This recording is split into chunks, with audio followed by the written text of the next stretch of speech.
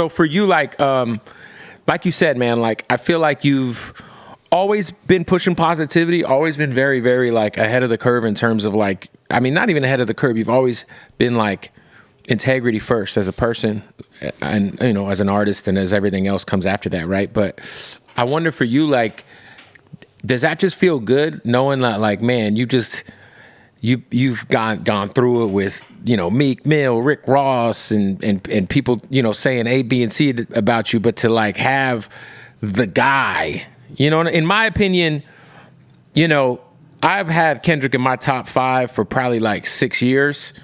And I think after this last 12 months, it's either him or Hove as the GOAT, you know, if I'm being honest, like personally for my list, I always had him around 4 or 5, but I think he's, you know, when it's all said and done, I think he's gonna be the greatest of all time. But, you know, with all due respect to Jay-Z, but what's that feel like though, man? Like, it's validation that even when people try to tell me that I'm crazy or that I could go further, faster if I switch my message up, it's just like, it's proof that the people who y'all look up to and the people who y'all might feel like can do no wrong in y'all eyes, those people are actually saluting a brother that's just been consistent the whole time, and that it's like, hey, he's gonna get where he's destined to be in the time he was destined to be there. Because I've always put impact over income. You know what I mean? You get into this game, and if you're seeking out, man, just today, bro. So Kevin Lyles stepped down from 300 Entertainment or as the head guy. Diddy, they said Diddy is arrested as of yesterday, trying to get out on $50 million. I heard on TMZ they say he offered $50 million bond and they denied it, to get out. I think they denied it. You know, bro, like the empire is crumbling. The empire as we knew it in hip hop, to where all of this stuff that glorifies what is evil, like it's evil. We burying Rich Homie Quan today. You know what I'm saying? Open casket funeral, televised. So we seeing a brother in the culture that's being buried. God bless his soul, you know, and prayers out to his family and friends. We're seeing that happen, and we're seeing people who have been gatekeepers for the longest, who have defined what music is going to get the green button pressed and get all the marketing dollars put behind it. People who have made it cool to be in love with the jewelry, the money, the music that's glorifying drug use and glorifying the disrespect of women. But now we're seeing these people go to jail. Now we're seeing people that's passing away in front of our face, and everybody is saying that was way too soon. So it's like, now what? It can't just be entertainment. All the people in the culture who tried to tell me all these years, Kev, man, it's just entertainment, bro. You just always got something to complain about. Won't you just let people get their money? That's what Rick Ross was saying. It's like, yo, I do this music, but I feed my hood turkeys during Thanksgiving, you know? And literally in his mind, that justifies making the soundtrack to selling dope and rapping about the glorification of murder and disrespecting women and all that. And it's like, are you serious, bro? In your mind, it makes sense because this is just how I feed my family. But then over here, here's the good I'm doing in the community. We got to have these difficult conversations in the culture right now. Well, let me ask you this, right? Because obviously hip hop is built on kind of like, you know, if we go back to like, you know, even like early Biggie, 10 Crack Commandments, or, you know, Nas kind of talking about like what it was like to witness growing up in Queensbridge, and a lot of the, you know, it's always been built on street imagery. And, you know, there's an argument to be made that if like, that's Rick Ross's truth, that's his life. And I'm not saying it is or not. I don't want to speculate on Rick Ross's criminal history or what is true or not. But let's say, hypothetically speaking, Rick Ross is just speaking his truth, his life experience, right? And if that life experience equals drug use or selling drugs or committing crime or being wrapped up in the streets, that is his outlet. And we're just saying Rick Ross's name because you could probably apply that to 100 other artists, right? Yeah. But there's the argument would be that like that's their experience, that's their life, and their outlet to express their life and where they come from is the music. So their music is where they're going to talk about that kind of shit. Well, there's a difference between narration and glorification. Listen, that's a fair argument. but my thing is I think like those conversations just need to be had, and I think that, you know, there's a way to like for you to. I mean, I'd be dope if you like you have a podcast right now, which is dope. I think it'd be just dope for you to like even have some off the camera conversations with some of these guys, where you guys can kind of just come to like a certain understanding. And like it's like, you know, I think you had I had said or seen something you had said about Sexy Red. If I'm wrong, am I wrong? And like, look, there is a truth that like young girls are influenced by Sexy Red, right? And if it's Sexy Red or it's, you know, Lotto, whoever it is, right? Like the totality of all of that music and what's being pushed, it does have some sort of effect on the culture. But hasn't it always had that? Like if you go back to Little Kim or you go back to Foxy Brown or, you know, and I'm not saying it's a good or bad thing, but this isn't new, right?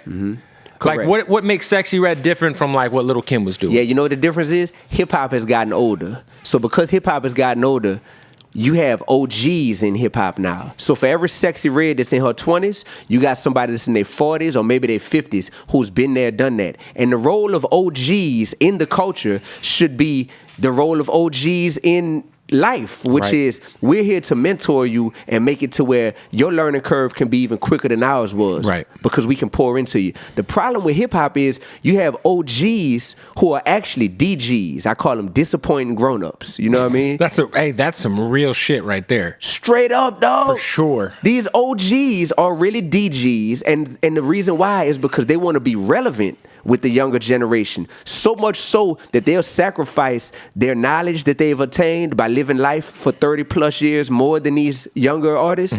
And they'll sacrifice that, or they'll sacrifice their integrity, and they'll employ something called willful ignorance. Meaning these older people in the culture, these older executives, these older artists who know better still choose to glorify things that they know are harmful, right?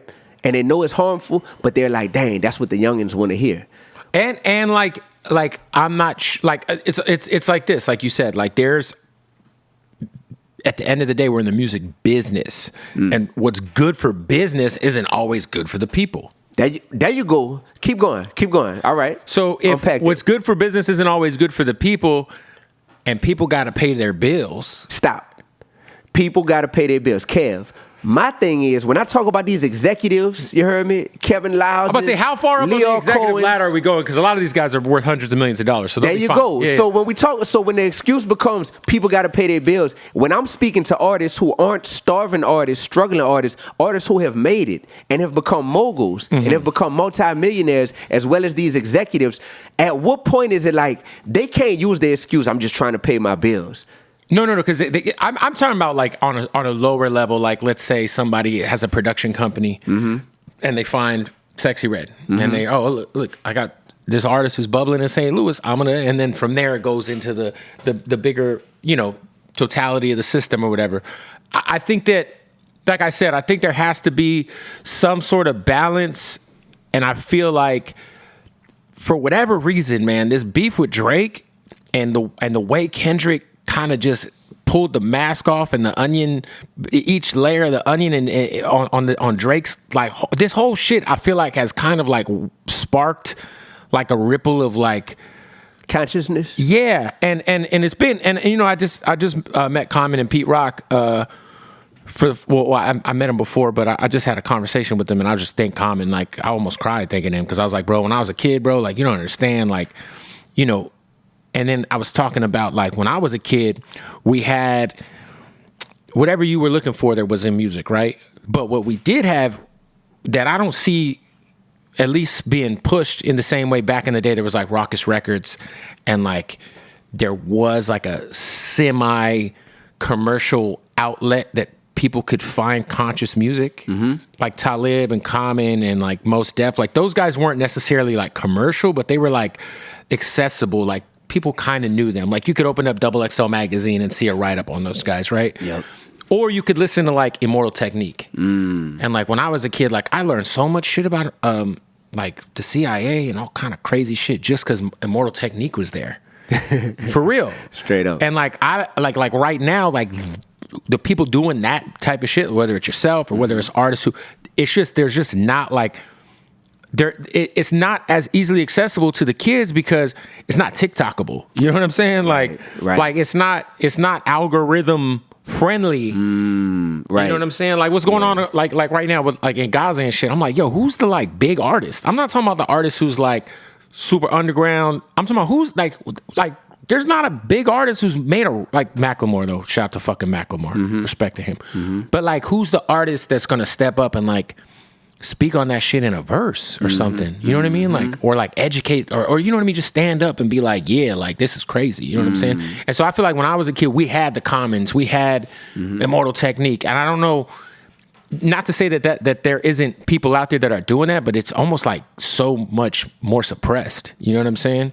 If you master the art of cooking up and concocting delicious poison, and you know how to cook it up, then how to serve it to the people and serve it to the fan base that exists all around this country, what happens is they develop a taste for what actually contains a poisonous message, but because it's been force-fed to them and it's cooked so carefully with the flow, with the beat, with the hook, with the marketing machine behind it, now when you offer the people something different, they look at that like, that's nasty. Right. So that's where artists who are truth tellers, such as myself, people that are on a bigger mission, making purpose-driven music, you know what I'm saying?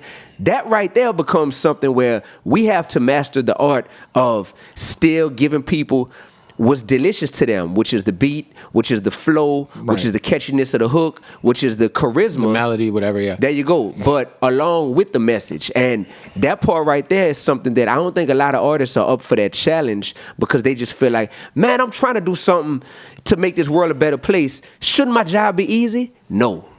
It's never been that way. Anybody that has a heavy calling on their life that's meant to be a voice for the people, you might not be well liked down here. You might have your people turn their back on you down here, and you still have to keep going because you know that this movement is bigger than you. The mission is bigger than your motion.